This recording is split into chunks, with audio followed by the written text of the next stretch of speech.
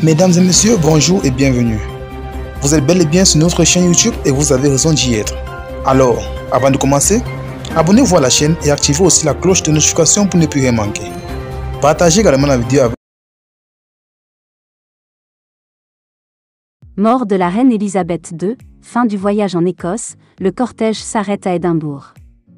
Suivez cette journée du dimanche 10 septembre durant laquelle le cercueil de la reine d'Angleterre sera transporté vers la résidence officielle de la monarque en Écosse.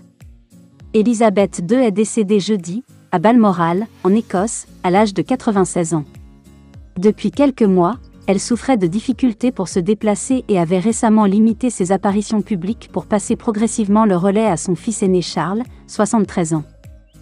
Ovationné vendredi devant Buckingham Palace par des milliers de personnes à son retour à Londres, celui qui répond désormais au nom de Charles III a été officiellement proclamé roi ce samedi, lors d'une cérémonie historique retransmise pour la première fois à la télévision et visible en streaming sur le compte YouTube de la Royal Family. Ce dimanche, ce sera le début du dernier voyage d'Elisabeth II, après 7 décennies de règne.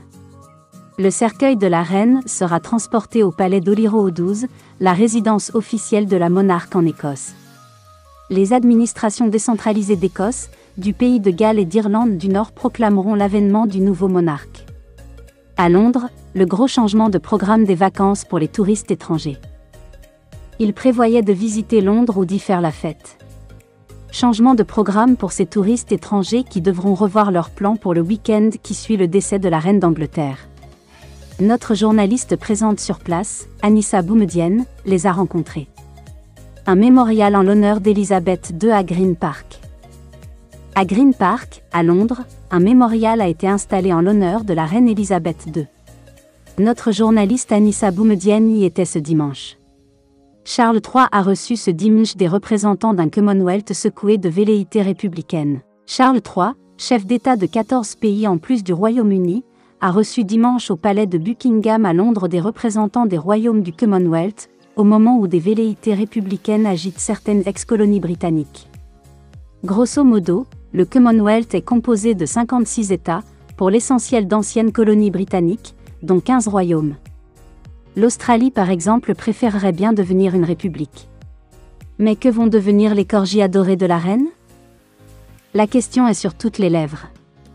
Les corgis si chéris de la Queen Elizabeth II sont désormais orphelins. On connaît désormais leur nouveau propriétaire. Ce sera le fils de la reine, Andrew, qui récupérera les chiens, a annoncé un porte-parole du prince. Il prendra donc en charge Muick et Sandy. Un héritage naturel car c'est lui qui avait offert ces 2 petites bêtes à sa mère, en 2021. Le cercueil entre au palais d'Holyrood. Le convoi a maintenant pénétré dans la cour du palais d'Holyrood, un immense château. Dans un cérémonial très précis, le corbillard s'est arrêté devant une porte. Quelques instants plus tard, le cercueil a été sorti et porté à l'intérieur par des membres du régiment royal d'Écosse. Maintenant, une parade a lieu dans la cour.